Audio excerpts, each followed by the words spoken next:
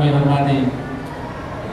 Pertama dan yang paling utama, mari kita panjatkan rasa syukur kita kehadirat Allah Subhanahu wa Ta'ala yang telah memberikan rahmat hidayahnya kepada kita, sehingga pada siang hari ini kita masih diberi iman Islam, diberi kesehatan, diberi kesempatan, sehingga pada siang hari ini kita dapat bersama-sama bermuajahat dalam majelis yang penuh barokah ini dalam keadaan sehat walafiat tanpa kekurangan suatu apapun. Amin Allahumma amin. Dua kalinya sholawat serta salam semoga selalu tersanjung kehadirat junjungan kita, teladan kita, uswah kita, yaitu baginda Nabi Agung Muhammad Sallallahu Alaihi Wasallam. Semoga kita mengharap kita termasuk golongan umat beliau yang telah akan mendapat syafaat besok yaumul qiyamah. Amin Allahumma amin. Di sini saya selaku pembawa acara berkenan menyampaikan acara pada siang hari ini. Sebelum acara kita mulai, saya berkenan menyampaikan bahwasanya dari pihak Yayasan As-Salamah Ungaran pada tahun ini alhamdulillah bisa di bulan Ramadan ini bisa menyelenggarakan acara pesantren Ramadan bagi guru dan karyawan yang pada dua tahun kebelakang karena ada pandemi kita tidak bisa melaksanakan acara rutin di bulan Ramadan seperti sekarang ini. Untuk acara pada siang hari ini yaitu kajian fikih yang pada kesempatan pertama akan membahas tentang puasa apa yang puasa yang diterima dalam kitab As-Syam. Pemateri pada siang hari ini yaitu Romo Yai Ahmad Mazum SAK MPD. Monggo kita simak bersama-sama materi yang akan disampaikan. Mudah-mudahan materi yang akan disampaikan pada siang hari ini akan menambah ilmu hasanah kita untuk menghadapi puasa di bulan Ramadan. Kepada beliau Bapak Yai Ahmad Mazum SAK MPD, wedal soal panggilan kula sumanggaken. Terima kasih.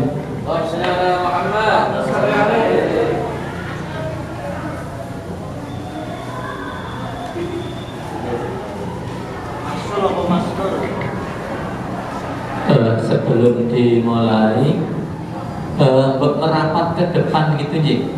Ibu-ibu bisa merapat ke depan. Yang bapak-bapak kemarin pesan dari yayasan ojo lendetan. Ojo lendetan. Depan sini aja Pak Zainal. Ya.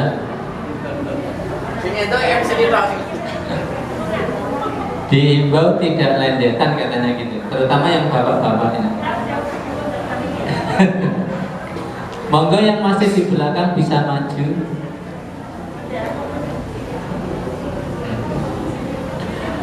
Bismillahirrahmanirrahim. Assalamualaikum warahmatullahi wabarakatuh. Alhamdulillahirabbil alamin. Wa bihi nasta'inu ala umurid dunya waddin. Wassalatu wassalamu ala sayyidina Muhammadin wa ala alihi wa ashabihi ajma'in, amma ba'd. Yang terhormat Ketua Yayasan beserta jajarannya, Bapak Ibu Kepala Sekolah, kepala unit beserta jajarannya yang saya hormati, Bapak Ibu pendidik dan tenaga kependidikan Yayasan As-Salamah Ungaran. Alhamdulillah pada kesempatan ini kita masih diberi nikmat oleh Allah untuk berjumpa kembali, bermuajahah di majelis ini dalam keadaan sehat walafiat. Amin Allahumma. Allah masih memberikan nikmat kepada kita. Kita masih berjumpa kembali dengan bulan yang mulia, yaitu bulan suci Ramadan. Sayyidus Syuhur, jadi rajanya bulan. Mudah-mudahan nikmat ini dapat kita tasarrufkan, kita manfaatkan dalam kebaikan dan ketakwaan kepada Allah Subhanahu wa Ta'ala.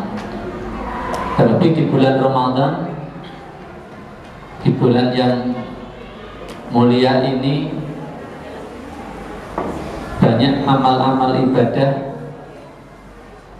yang bernilai pahala berlipat ganda. Semoga kita senantiasa diridhoi oleh Allah Subhanahu wa Ta'ala.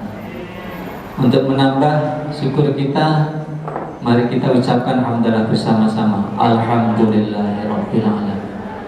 Salawat dan salam tak lupa kita haturkan kepada junjungan kita Nabiullah Muhammad SAW, yang telah memberikan teladan, telah memberikan tuntunan.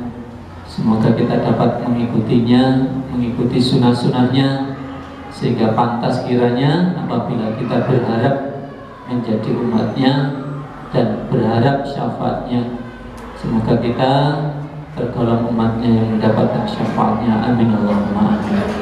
Baik Bapak Ibu, ini tadi saya dipesan sama Pak Karti, cukup tidak cukup, pokoknya jam 12 selesai Pak ya, jam 12 selesai. Saya baca di jadwal itu, saya dapat temanya apa tadi Pak? Siam yang diterima. Saya bawa ke PN ini. Tadi pagi habis sholat subuh saya buka sebentar itu di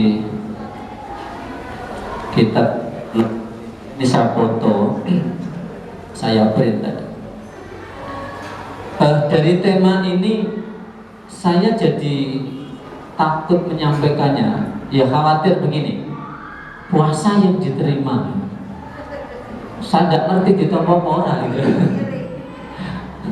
Jadi bagaimana supaya puasa kita diterima itu kelihatan sulit banget itu loh. Saya cari referensi di kitab-kitab yang pernah saya aji itu belum ketemu Pak Karti.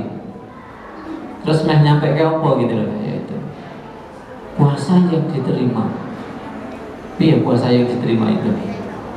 Nah, baik Bapak Ibu, saya mungkin tidak sampai ke sana temanya, tapi sedikit akan saya sampaikan bahwa kedatangan bulan Ramadan ini harus kita sambut gembira.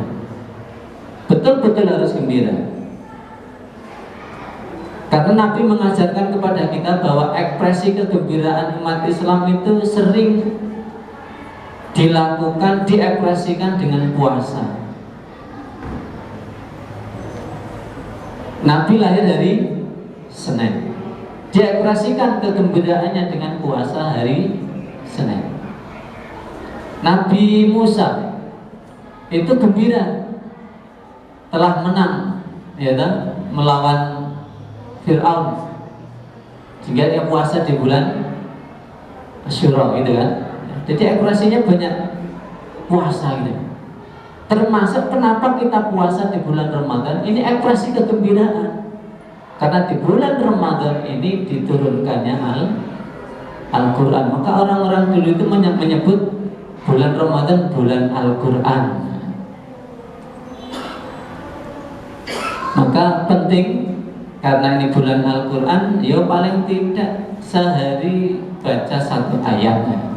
Kalau di luar Ramadan tidak belas sama sekali, ya sekarang satu ayat, kuat tambah 2 ayat, kuat lagi ya 1 lembar, kuat lagi setengah juz dan seterusnya. Nah ini, jadi saya teringat juga satu riwayat bahwa bulan Ramadan ini bulan mulia, bahwa di situ disampaikan ketika datang bulan Ramadan itu pintu-pintu surga dibuka, gitu ya. Idza jaa Ramadan futihat abwabul jannah. Terus pintu-pintu neraka juga ditutup, wa ghuliqat abwabun nar. Pintu-pintu neraka semua ditutup. Kemudian wasufidat asyayatin, setan-setan dibelenggu. Di sini kalau ditelusuri riwayatnya dari Imam Muslim. Jadi bulan Ramadan kenapa dikatakan di situ Futihat Abwabul Jannah, bahwa banyak peluang amal-amal ibadah yang seakan-akan itu membuka pintu surga. Banyak amal-amal ibadah di bulan Ramadan, dan ini kesempatan yang luar biasa. Sehingga ada satu ulama menyampaikan kekhawatiran pada diri kita sendiri, jangan-jangan ini Ramadan terakhir bagi kita.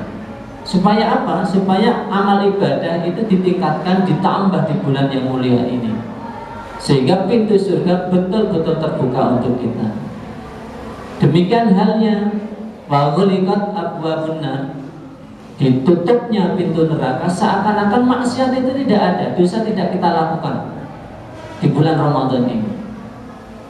Karena pahalanya dilipat gandakan, maka sebaliknya ketika orang melakukan maksiat di bulan Ramadan, tentu azabnya atau siksanya dilipat gandakan. Saya pernah dengar cerita itu, tapi belum ketemu kitabnya. Ada seorang ulama tinggal di antara Haramain. Haramain itu ya Mekah Madinah, tapi dia di perbatasan.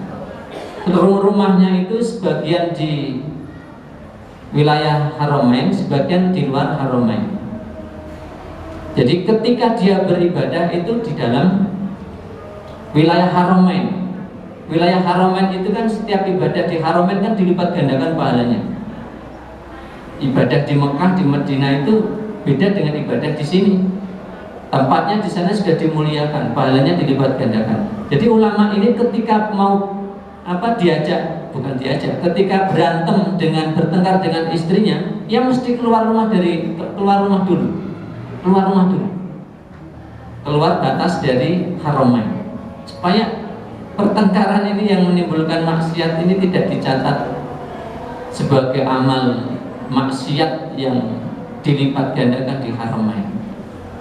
Jadi ini penting, saya kira bahwa di bulan ini ayo gembira menyambut Ramadan dengan memperbanyak amal ibadah.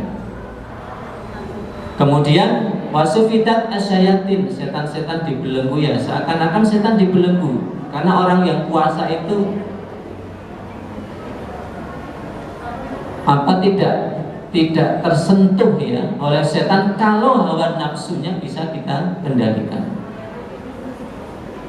Kemudian ada lagi, kalau judulnya tadi puasa yang diterima itu, padahal ada satu hadis lagi riwayat Muslim juga, bahwa setiap amal anak Adam itu, ya setiap amal anak Adam itu pahalanya dilipat gandakan 10 kali lipat sampai 700 pahalanya.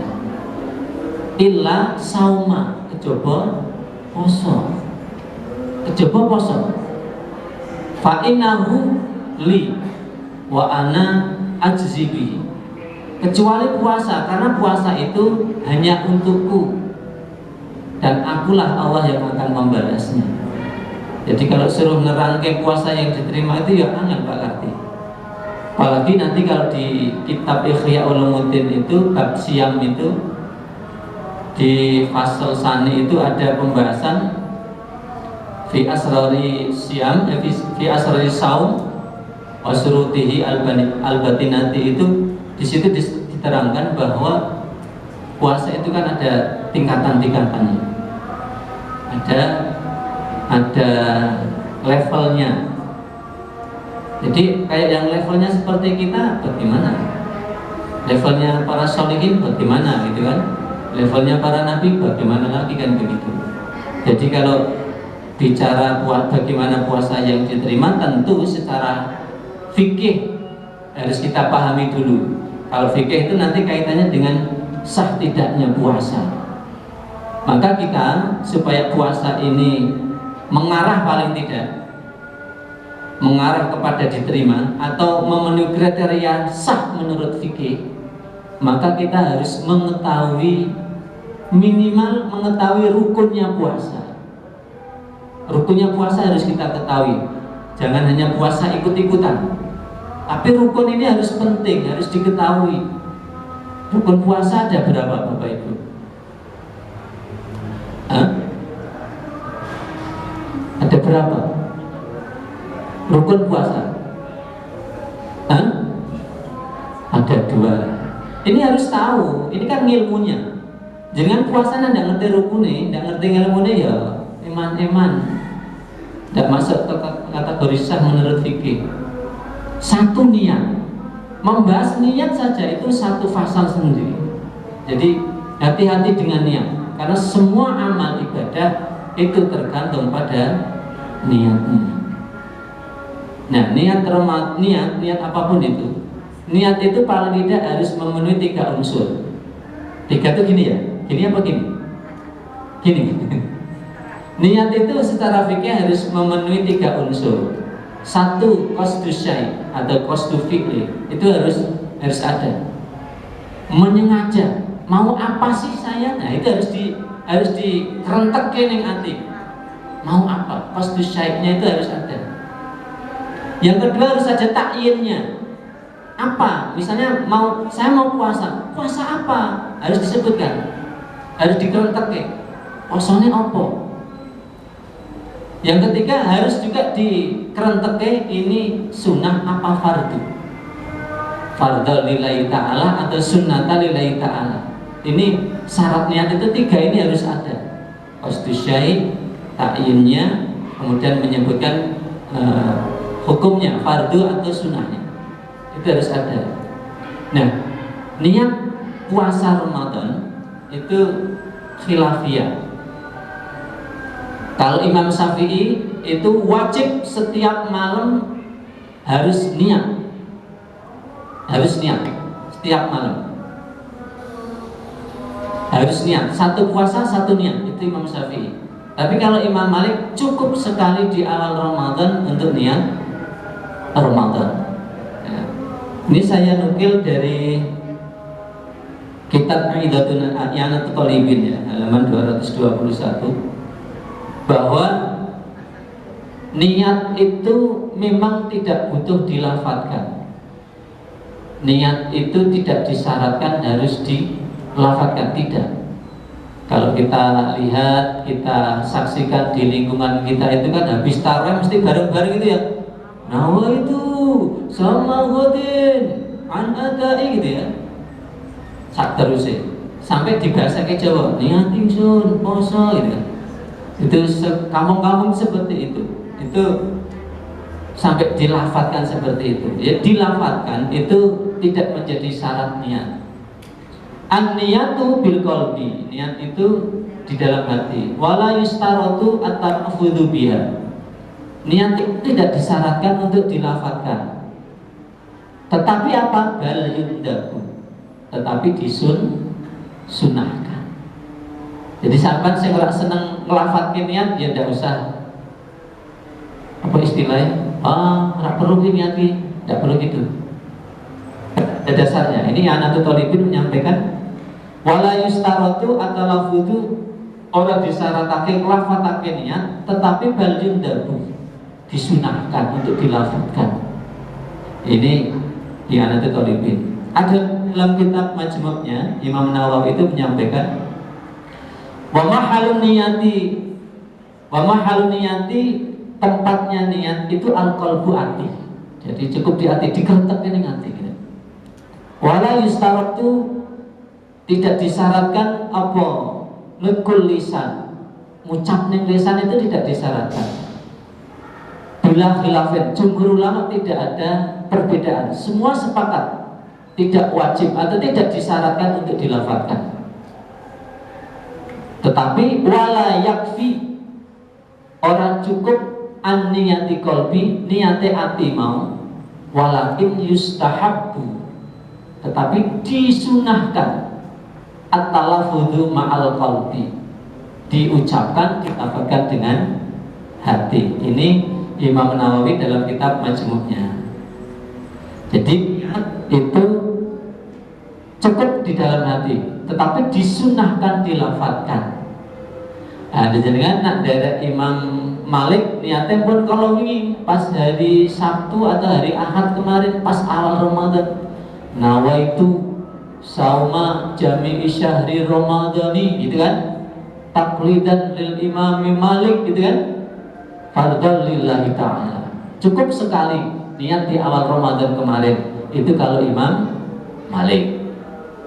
Kalau Imam Syafi'i setiap malam jenengan nawaitu sama rutin ada ibadi syahri Ramadhani gitu kan, fardhan lillahi ta'ala. Setiap malam itu batasnya sampai fajar. Sebelum fajar jenengan disunahkan melafadzkan niat ini. Walaupun cukup kerontak ning ati ini Imam Syafi'i itu memang ikhtiyatnya. Hati-hatinya itu luar biasa Imam Syafi'i. Napa dadak disunahke dilafadzke.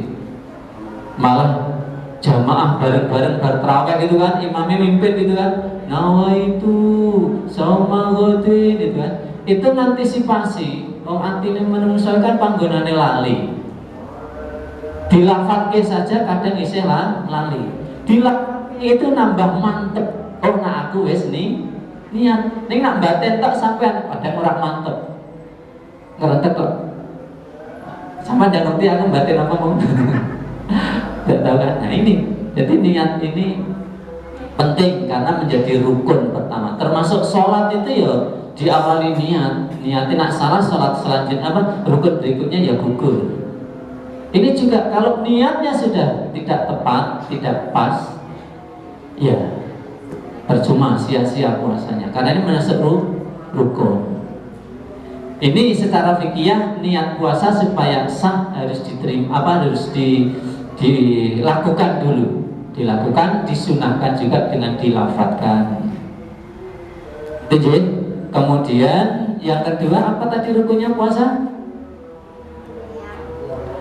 Apa Pak Is? Mencegah makan dan minum gitu ya. Kalau mencegah makan dan minum puasa derajat pertama Pak Is di kitab ini Pak Is. Mencegah segala sesuatu yang membatalkan puasa. Lebih seperti itu. Karena ini keterangannya panjang. Kalau masuk golongannya atau derajatnya puasanya orang umum di kitab Ihya ini dijelaskan halaman 235. Ini saya foto tadi pagi saya print. Amma saumul umumi. Nah ini fahuwa kaful batni wal farji an qada isyahwati. Mau menurut Pak Is. Jadi puasane wong umum iku nyegah weteng batni ya, kaful batni nyegah weteng wal farji lan farji tok.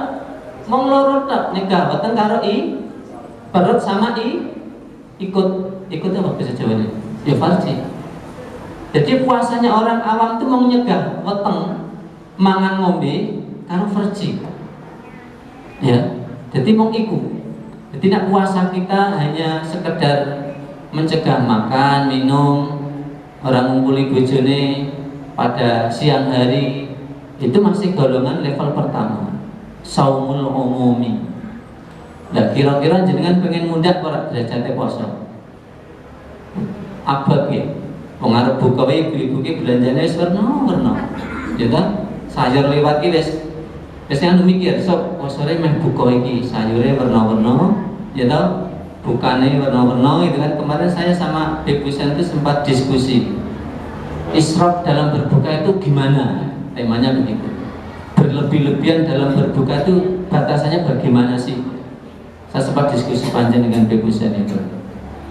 Rata-rata kalau diamati kita itu sebelum berbuka seakan-akan kan enak kabeh gitu kan.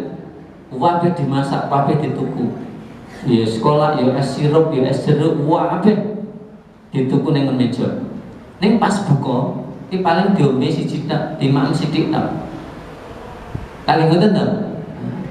Nah ini kalau kita berlebihan israf dalam berbuka ini juga dilarang. Wala tusrifu. Tidak diperkenankan. Ya secukupnya Nabi mengajarkan makan yang manis-manis. Bahkan Nabi cukup 1 kurma atau 3 kurma kan begitu kan, yang ganjil gitu kan. Nah kita itu kadang sudah es cola, es teh gitu. Ya Pak Terhamun ya. Belum lagi nanti ada es buah gitu kan. Makanya ada ada ramesan, ada rendang, ada bakso, soto, semuanya lengkap. Nah, ini batasannya harus kita kembalikan ke kaidah Nabi bahwa sepertiga pencernaan kita, usus kita itu diisi makanan, sepertiga diisi minum, sepertiga untuk nafas. Ini kalau lebih dari itu israf namanya. Jadi berbuka itu ikuti kaidah Nabi ketika makan, sepertiga untuk makanan, sepertiga untuk minum, sepertiga untuk bernafas. Jangan semuanya penuh, nanti sampan layang-layang ambaannya sesak. Ya tak lungguh nanti daya-daya itu israf namanya.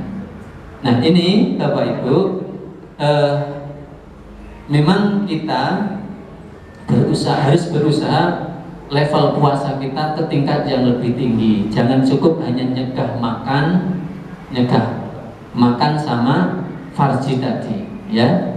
Nah, yang kedua, wa amasaumul khusus, namanya puasa khusus. Puasa khusus itu lebih di atasnya lagi, yaitu kafus sam'i wal basari wal lisani wal yadi wal rijli wasairil jawarihi anil athami.